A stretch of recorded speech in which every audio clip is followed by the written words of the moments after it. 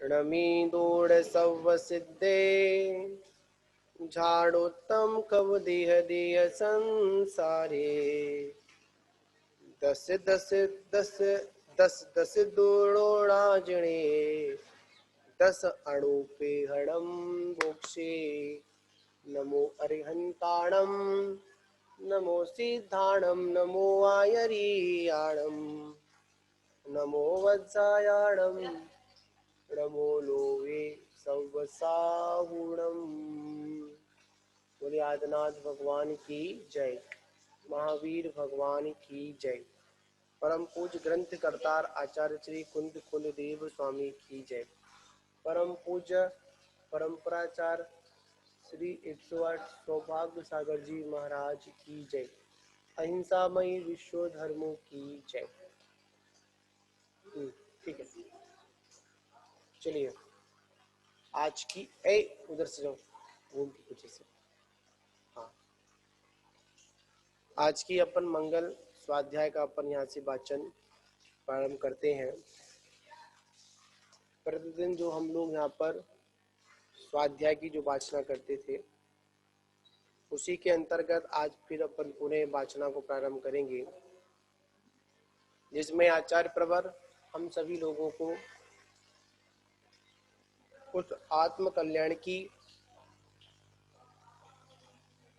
भावना को लेते हुए अगर यह जीव अपना आत्म कल्याण चाहता है तो उसके लिए आचार्य प्रवर ने यहाँ पर कहा कि सम्यक दर्शन, सम्यक ज्ञान और सम्यक चारित्र की जब तक एकाग्रता नहीं होगी, जब तक यह जीव सम्यक दृष्टि होने वाला नहीं। तो आचार्य कहते हैं दर्शन का मतलब होता है उस मार्ग का श्रद्धान करना,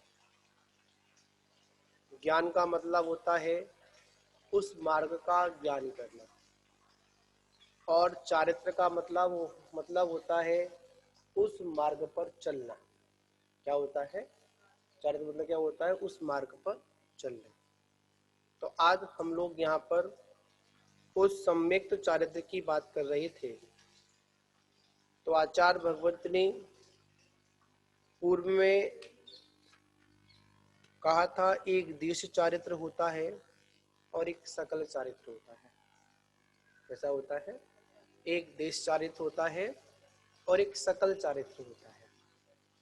तो यहाँ पर देश चारित्र और सकल चारित्र के बारे में आचार्य भगवंत यहाँ पर हमको प्रतिपादित कर रहे हैं और हमको समझाने का प्रयास भी कर रहे हैं, क्योंकि कुछ लोग की ऐसी मान्यता है कि वो सम्यक्त्वाचरण को ही वास्तविकता में क्या मान लेते हैं? निश्चय चारित्र मान लेते हैं, मतलब स्वरूपाचरण चारित्र को मान लेते हैं, यथाख्यात चारित्र को मान लेते हैं। जहाँ पर चतुर्थ गुणस्थान आदि में जब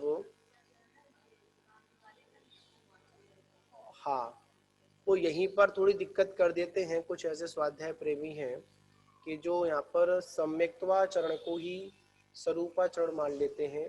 स्वरूपाचरण का मतलब होता है अपने स्वरूप में चरण करना।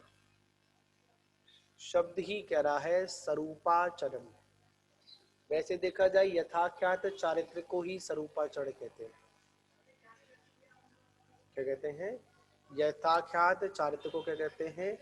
मतलब अपने स्वरूप में स्थिर होना। किसमें? अपने स्वरूप में स्थिर होना।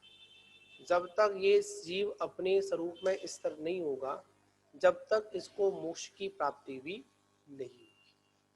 और वास्तविकता में मोक्ष की प्राप्ति जो है, जो मोक्ष की प्राप्ति है, वो यथाख्यात चारित्र के होने पर ही संभव है। क्या कह रहे हैं? पर यहाँ पर आचार्य कह रहे हैं कि ये सारी व्यवस्थाएं सिद्ध अवस्था में, सिद्ध अवस्था के तो मात्र एक छायिक चारित्र होता है। क्या होता है? छायिक चारित्र होता है। वहां पर ये संयम के जो 5 भेद किए गए हैं, ये 5 भेदों का वहां पर कोई वर्णन आदि नहीं होता है। ठीक है ना? तो इसी विषय में आचार्य भगवंत यहाँ बता रहे हैं वो अंतराय कर्म का जो वो होता है उससे छायिक दान होता है। जो अंतराय कर्म के जो 5 वेद हैं, उन वेदों के अंतर्गत अंतराय, जब अंतराय कर्म का वो क्षय होता है, मतलब वो जो ज्ञानावरण मंडली जो 8 कर्म है, 8 कर्मों में कि जो आपका छायक दर्शन, मतलब छायक दान, छायक वीर्य, जो नवलब्धियां होती हैं, 9 लब्धियों के अंतर्गत इसका विषय आ जाता है। तो इसमें अब आचार्य भगवंत कह रहे हैं, इस तरह सकल चारित्र ही श्रेष्ठतम चारित्र है। कौन सा चारित्र? जो सकल चारित्र है वही वास्तविकता में श्रेष्ठ चारित्र है। इसके अलावा जितने भी चारित्र हैं वो श्रेष्ठ चारित्र, मतलब चारित्र तो है पर श्रेष्ठ नहीं है। क्यों? कि जो देश चारित्र है वह परंपरा से मोक्ष मार्ग है। क्या? जो देश चारित्र है वह परंपरा से मोक्ष मार्ग है, और जो सकल चारित्र है, कौन चारित्र है? जो सकल चारित्र है वो साक्षात मोक्ष का साधन है। एक परंपरा से साधन है और एक साक्षात साधन है। तो आचार्य परमेष्ठी यहाँ पर कह रहे हैं, एवं श्रेष्ठतम चारित्रम सकल चारित्रमेव। तो कह रहे हैं कौन सा? जो सकल चारित्र है वही कैसा है? वही वास्तविकता में श्रेष्ठतम है। अब इसके भी 2 भेद हैं। कितने भेद हैं? इसके भी 2 भेद हैं, एक व्यवहार चारित्र और एक निश्चय चारित्र। देखिए, जो पूर्व के जितने भी आचार्य हैं उन सभी आचार्यों ने समय समय पर, किस पर? समय समय पर हमको क्या बताया? हमको दिशा निर्देश दिया कि जब तक आप व्यवहार और निश्चय को लेकर नहीं चलेंगे, किसको लेकर नहीं चलेंगे? आप व्यवहार और निश्चय को लेकर नहीं चलेंगे जब तक आपको कोई भी बात समझ में आने वाली नहीं है। क्या कह रहे हैं महाराज? जब तक आप व्यवहार और निश्चय को लेकर नहीं चलेंगे, जब तक आपको कोई भी बात समझ में आने वाली नहीं है। जैसे देश चारित्र है, उसमें भी 2 प्रकार का चारित्र, उसमें उसके भी 3 भेद कर लो, उत्तम, मध्यम और जघन्य। क्या? उत्तम, मध्यम और जघन्य कर लो उसमें भी। इसी प्रकार जो यहाँ पर सकल चारित्र है, इसके भी 2 भेद है, एक व्यवहार चारित्र और एक निश्चय चारित्र। कौन सा? एक व्यवहार चारित्र और एक निश्चय चारित्र। तो यहाँ पर आचार्य, हाँ, सकल चारित्र के भी 2 भेद है। देखिए यहाँ पर यही तो आचार्य की कला है। आचार्य यहाँ पर, आचार्य क्या, जिनवाणी की जो स्वाध्याय पे करने वाला व्यक्ति है वो हमेशा किसी विषय को एक तरफा कहेगा ही नहीं, क्योंकि कभी भी एक तरफा उस वस्तु का भार नहीं होता है। क्या नहीं होता है?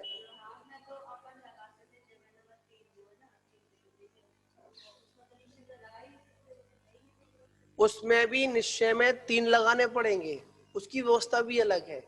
उत्तम, मध्यम, जघन लगाना पड़ेगा, बिल्कुल लगाना पड़ेगा। 7वें गुण स्थान से लेकर 10वें गुण स्थान तक जघन्य, 11वां 12वां मध्यम और 13वां 14वां उत्कृष्ट। कितना? हाँ, हाँ। देखिए किसी भी विषय को देखिए, हम कोई भी कार्य प्रारंभ करते हैं, किसी भी कार्य को प्रारंभ करने में व्यवस्था क्या होती है? एक तो प्रारंभता होती है और एक पूर्णता होती है, और प्रारंभता और पूर्णता के बीच में क्या होती है? मध्यमता होती है। क्या होती है? मध्यमपना होता है। क्या होता है? मध्यमपना होता है। तो देखिए, एकदम तो हम सीढ़ी चढ़ेंगे नहीं। कोई भी गुणस्थान बनेगा, चाहे वो अंतर मुहूर्त के लिए बने, चाहे एक समय के लिए बने, तो कहीं ना कहीं उसमें व्यवस्था तो बनेगी। क्या व्यवस्था बनेगी? उत्तम, मध्यम, जघन्य बनेगी। अब आपके भाव हैं, जब आपके भाव शुरू में थे तो जघन्य थे, जब आपके भाव वो उत्कृष्ट हुए, मतलब जब आपके भाव पूर्ण हुए तो वो क्या? उत्कृष्ट हुए। और बीच में क्या हुआ, बीच में उसका मध्यम बना हो गया। हाँ, जहां पर जब तक हम किसी भी चीज को जब तक इस तरह का नहीं समझेंगे, जब तक हमारे दिमाग में कोई बात बैठने वाली नहीं है। अब यहां पर भी क्या कर दिया आचार्य ने, कह दिया इस तरह सकल चारित्र ही श्रेष्ठतम चारित्र है। और इसके भी कितने भेद हैं, इसके भी 2 भेद कर दिए, एक व्यवहार चारित्र और एक निश्चय चारित्र। व्यवहार चारित्र के स्वरूप को द्रव्य संग्रह ग्रंथ में इस प्रकार बताया गया है, अशुभ कर्म से निवृत्ति और शुभ कार्यों में प्रवृत्ति, ये चारित्र है। अब यहाँ पर क्या कह दिया, निश्चय चारित्र में, व्यवहार चारित्र में क्या कहा, जिनेंद्र भगवान ने उस चारित्र को 5 महाव्रत, 5 सम्मति और 3 गुप्ती रूप बताया। आज हम सकल चारित्र के व्यवहार चारित्र का पालन कर रहे हैं। जितने भी जो मुनिराज हैं, क्या है कि क्या अशुभ से निवृत्ति, इसकी अशुभ से निवृत्ति और शुभ में प्रवृत्ति, इसमें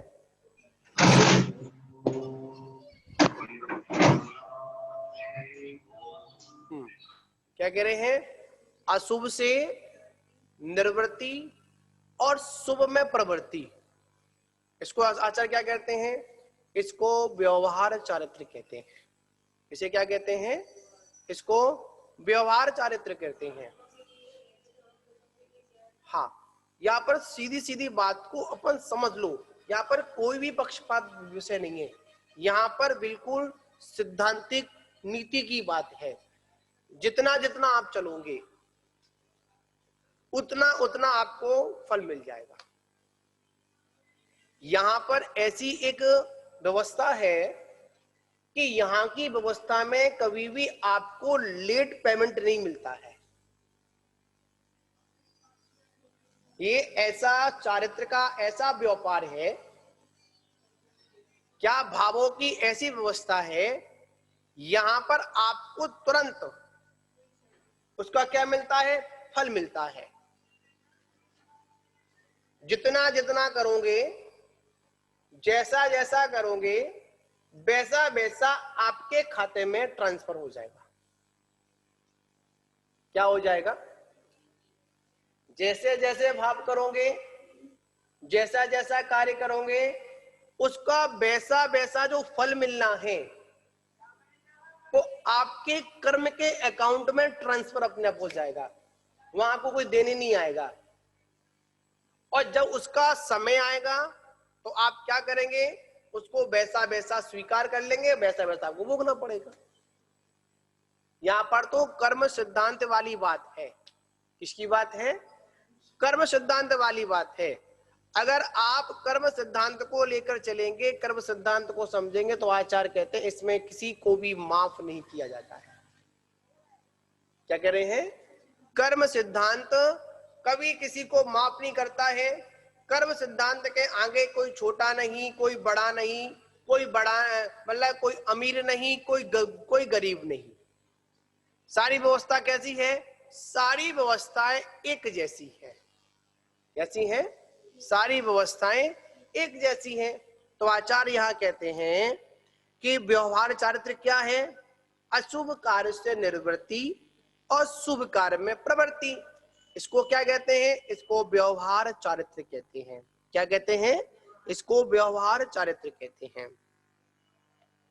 तो कह रहे हैं मतलब 5 महाव्रत, 5 सम्मति और 3 गुप्ती रूप बताया गया है।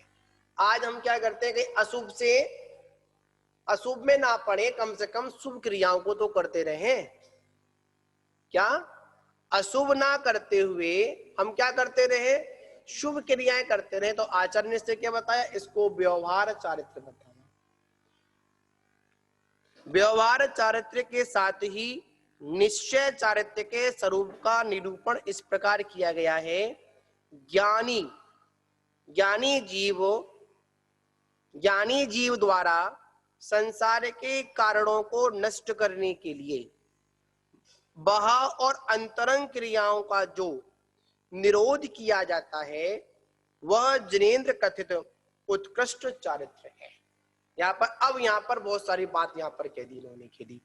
पहले तो आपके व्यवहार चरित्र के बारे में बता दिया, आप अपने व्यवहार चरित्र का पालन करिए। उसके बाद बड़ी महत्वपूर्ण बात यहाँ कह दी कि ज्ञानी जीव द्वारा संसार के जो कारणों को नष्ट करने के लिए जो बाह्य और अंतरंग क्रियाओं का जो निरोध किया जाता है उसे जिनेंद्र भगवान ने उत्कृष्ट चारित्र कहा है। उसे क्या कहा है? उसको उत्कृष्ट चारित्र कहा है। तो इसका मतलब ये है कि अगर संसार का अगर कोई कारण है तो वो क्या है? राग द्वेष की प्रवृत्ति। हाँ, तो क्या? राग द्वेष की प्रवृत्ति। किसकी प्रवृत्ति महाराज जी? राग द्वेष की प्रवृत्ति। जहां पर हमारी राग द्वेष की प्रवृत्ति होती है वहां क्या होता है?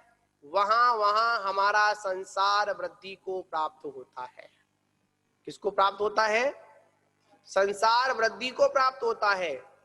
और जहां हमारी जहां पर हमारी राग द्वेष की प्रवृत्ति होती है वहां पर हमारा संसार बढ़ता है।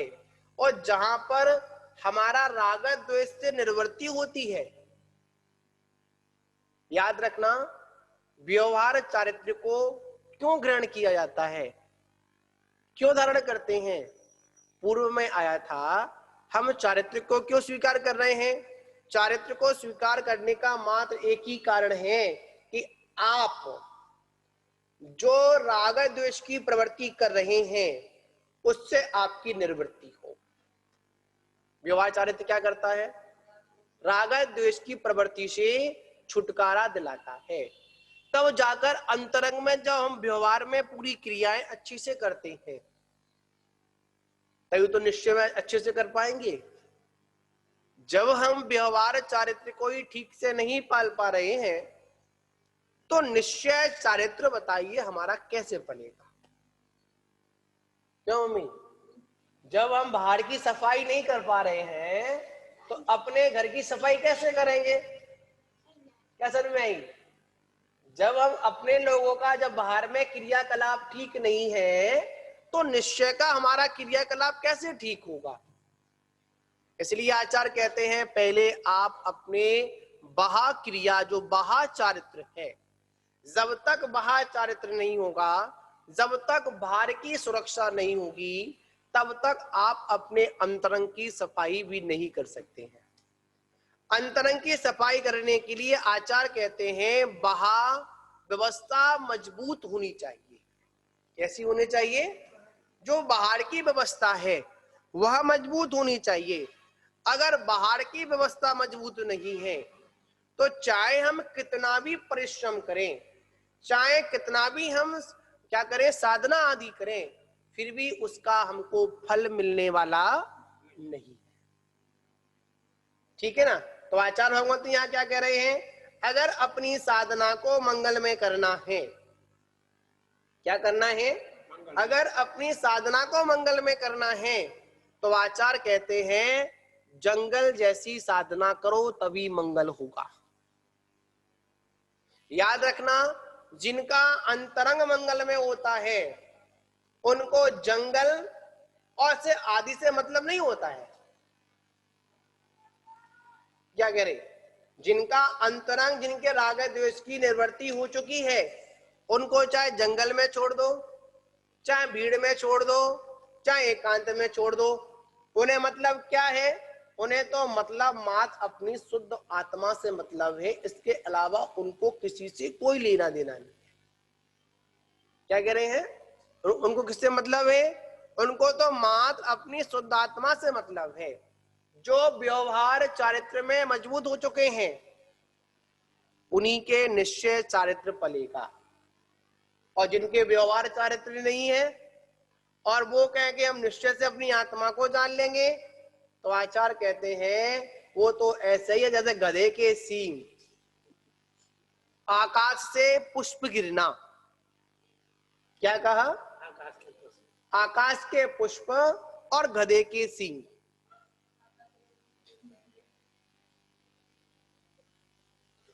ठीक है ना।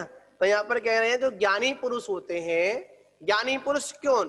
ज्ञानी पुरुष वही होते हैं जो निश्चय चारित्र को व्यवस्थित करते हैं, जो संसार के कारणों को छोड़ते हैं। क्या करते हैं? जो संसार के कारणों को छोड़ते हैं। जब तक हम संसार के कारणों को नहीं छोड़ेंगे, जब तक हमको संसार से मुक्ति होने वाली नहीं है। क्या नहीं होने वाली महाराज? मुक्ति होने वाली नहीं है। तो निश्चय चारित्र क्या है कि संसार के जितने भी जो कारण हैं उनको क्या करते हैं? वह नष्ट करने के लिए बाह्य में और अंतरंग की क्रियाओं में जो निरोध क्रिया है वह जनेन्द्र कथित उत्कृष्ट चारित्र है। अन्य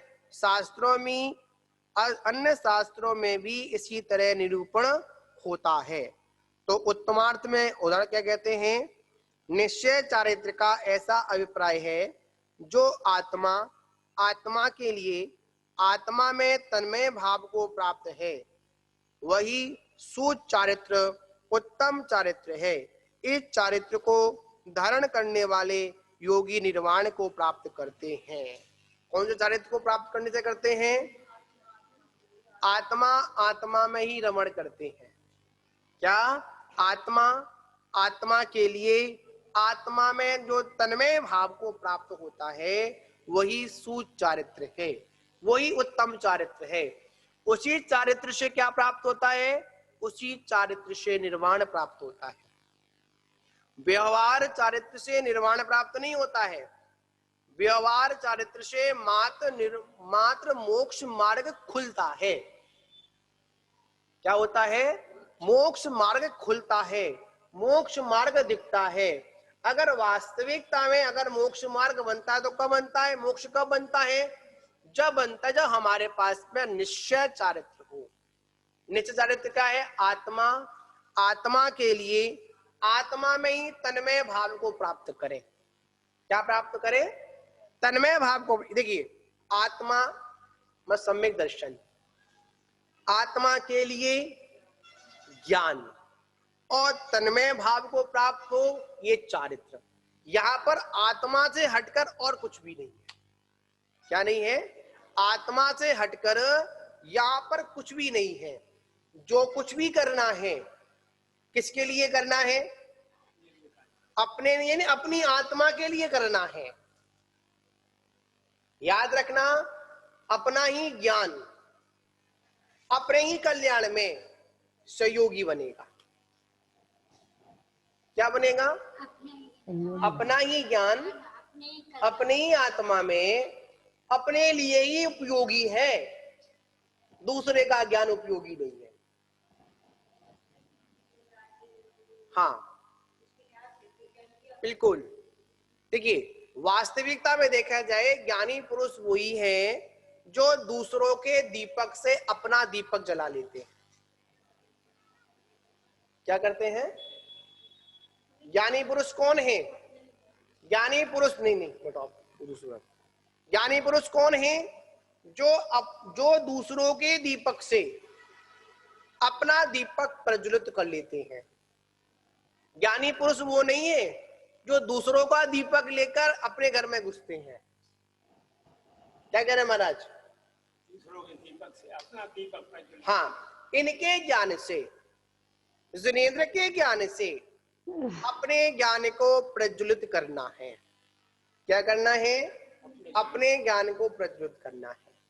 जब तक हमने, ये हमारे लिए कब तक उपयोगी है? दूसरे का दीपक कब तक उपयोगी है? कि जब तक हमारा निज का दीपक नहीं जला। क्या नहीं जला? निज का दीपक नहीं जला। और जिस दिन निज का दीपक जल जाएगा, स्वयं का दीपक, स्वयं की बाती और स्वयं का ही उसमें क्या? तेल। क्या कह रहे हैं? स्वयं का ही दीपक, स्वयं की ही बाती और स्वयं का ही घी जब तक नहीं होगा, जब तक हमारा आत्म कल्याण, हमको निर्वाण की प्राप्ति होने वाली नहीं है। निर्वाण कब प्राप्त होता है? जब आत्मा का ध्यान होता है, किसका ध्यान होता है? ध्यान होता है। तो उसी चीज को आचार्य भगवान कह रहे हैं निश्चय चारित्र क्या है? अपनी आत्मा में आत्मा के भावों में स्थिर होना ही निश्चय क्या है? निश्चय चारित्र है। उससे पहले निश्चय चारित्र नहीं, सब क्या है? व्यवहार चारित्र है। व्यवहार चारित्र क्या करता है? हमको निश्चय तक लेकर जाता है। क्या करता है? हमको निश्चय तक लेकर, कौन लेके जाता है? जो व्यवहार चारित्र है। हाँ, लाठी है, मंजिल नहीं है। व्यवहार चारित्र क्या है? लाठी है, मंजिल नहीं है। वास्तविकता मंजिल क्या है? लाठी कभी मंजिल नहीं हो सकती है, और लाठी के बिना मंजिल भी नहीं मिल सकती है। क्या कह रहे हैं? क्या कह रहे हैं महाराज? लाठी कभी मंजिल नहीं हो सकती है। लाठी कभी मंजिल नहीं हो सकती है, और लाठी के बिना मंजिल नहीं मिल सकती है। मंजिल मिलने का साधन है लाठी। साधन है, साधन नहीं है। साध्य कौन है? अपनी आत्मा। जो 5 महाव्रत, 5 सम्मति, 5 इंद्रिय निरोध, 6 आवश्यक, 7 विशेष, जो 28 मूल गुण जो मनराजों के हैं, जो 13 प्रकार का चारित्र है, 5 महाव्रत, 5 सम्मति, 3 गुप्ती, ये 5 जो 13 प्रकार का चारित्र है, ये एक लाठी है। किसकी लाठी है? कहीं इसमें 5 पाप अंदर घुसकर नहीं आ जाए, कहीं यत्नाचार पूर्वक कोई प्रवृत्ति ना हो जाए। इसलिए आचार्य कहते हैं लाठी पकड़कर बैठा दिया, बैठो, ये चौकीदार, यहां बैठो, अंदर कोई ऐसा व्यक्ति प्रवेश नहीं कर पाए जो असामाजिक हो, विरोध करने वाला हो, आत्मा का अहित करने वाला हो। कौन? ये चारित्र क्या? ये 13 प्रकार का जो चारित्र है वो क्या कर रहा है? हमारी पहरेदारी कर रहा है। किसकी पहरेदारी? हमारे ज्ञान की, हमारी आत्मा की। क्या कर रहा है? पहरा लगा रहा है। पहरा भी क्यों लगा रहा है? पहरा भी लगाने का मात्र एक ही कारण है, कहीं इसमें कौन नहीं घुस जाए? 5 पाप। क्या नहीं घुस जाए? कहीं 5 पाप अंदर नहीं घुस जाए। अगर 5 पाप अंदर घुस गए तो याद रखना हमारी आत्मा का अहित होगा। पाप किसे कहते हैं? जो आत्मा का अहित करे उसे पाप कहते हैं। जो आत्मा का घात करे उसे पाप कहते हैं। जो 13 प्रकार का चारित्र है वो क्या करता है? 5 पापों से निवृत्ति कराता है। जो अशुभ क्रियाएं हैं उनसे निवृत्ति कराता है, और शुभ क्रिया में क्या करता है? हमारी प्रवृत्ति कराता है। जब शुभ क्रिया में हमारी प्रवृत्ति प्रारंभ हो जाती है तो जैसे ही हम अपनी आत्मा की ओर जाते हैं तो क्या होता है? जैसे आत्मा की ओर गए तो जो हमारा शुभ उपयोग है वो स्वयं छूट जाता है, छुड़ाने की आवश्यकता नहीं पड़ती है। यह निश्चय चारित्र तो है। कह रहे हैं यह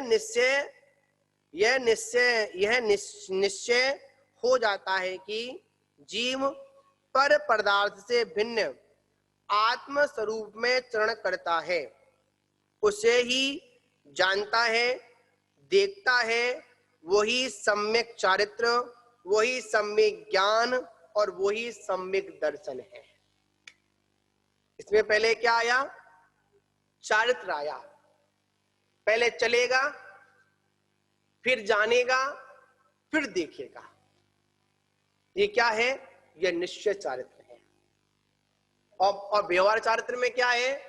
पहले दर्शन होगा, पहले देखेगा, फिर ज्ञान करेगा, फिर चलेगा। और चारित्र में क्या होगा? जितना जितना चलता जाएगा उतना उतना ज्ञान होता जाएगा, और जितना जितना ज्ञान होता जाएगा उतना उतना उसका दर्शन होता जाएगा। समझ में ना? यहाँ पर आचार्य कह रहे हैं निश्चय है जी। एक बात सुनिए, जैसे आप इस मार्ग पर चले, आप यहाँ खड़े हैं, हमने कहा कि आपको मानस स्तंभ तक जाना है कि आप यहाँ खड़ी हो जाओ। आपने पहले सड़क देखी, ज्ञान किया, अब तैयार भी हो गए चलने के लिए, ठीक है, ये तो दर्शन ज्ञान चारित्र हुआ। जब आप उस मानस स्तंभ के लिए जाने लगी तो आप चली ना पहले, तो चारित्र हुआ। जितना आप चली उतना आपको मार्ग का ज्ञान हो गया, आपको ज्ञान भी हो गया। जो दर्शन, जो मानस स्तंभ आपको यहां से दूर लग रहा था ना, आप पास पहुंची ना, तो आपको दर्शन हुआ नहीं हुआ। अब हमने जो आपसे कहा था वो दर्शन, मतलब जो हमने आपसे कहा था व्यवहार समय दर्शन में कहा था कि वो मानस स्तंभ है, तो आपने श्रद्धान पूर्वक दर्शन किया। कैसा किया? श्रद्धान पूर्वक दर्शन किया। जब हमने आपसे कहा आप चली तब, तो साक्षात जितना आप चल गई उतना आपको साक्षात क्या दिखने लगा? मानस स्तंभ दिखने लगा। उसी प्रकार आत्मा है, जितना जितना हम अपनी आत्मा में उतर जाएंगे, क्या करेंगे? जितना जितना हम अपनी आत्मा में उतर जाएंगे उतना उतना हमको ज्ञान और आत्मा का दर्शन होने लगेगा। हम आत्मा में उतरे ही नहीं है और व्यवहार चारित्र में ही कहे कि आत्मा का अनुभव हो गया, आत्मा का दर्शन हो गया, नहीं, ऐसी भूल मत कर बैठना। जो व्यवहार चारित्र है वो मात्र मोक्ष मार्ग की तैयारी है। क्या है? मोक्ष मार्ग की तैयारी है। कहीं हम तैयारी में ही ना उलझ जाएं। क्या ना करें माता जी? कहीं हम तैयारी में ही ना उलझ जाएं।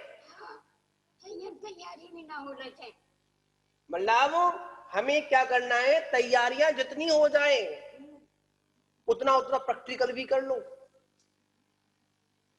क्या कर लो? उसका उतना उतना प्रयोग भी कर लो, उपयोग कर लो,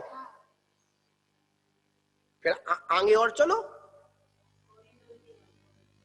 अधिकांश क्या होता है, हम बाहर की क्रियाओं में ही उलझे हुए हैं।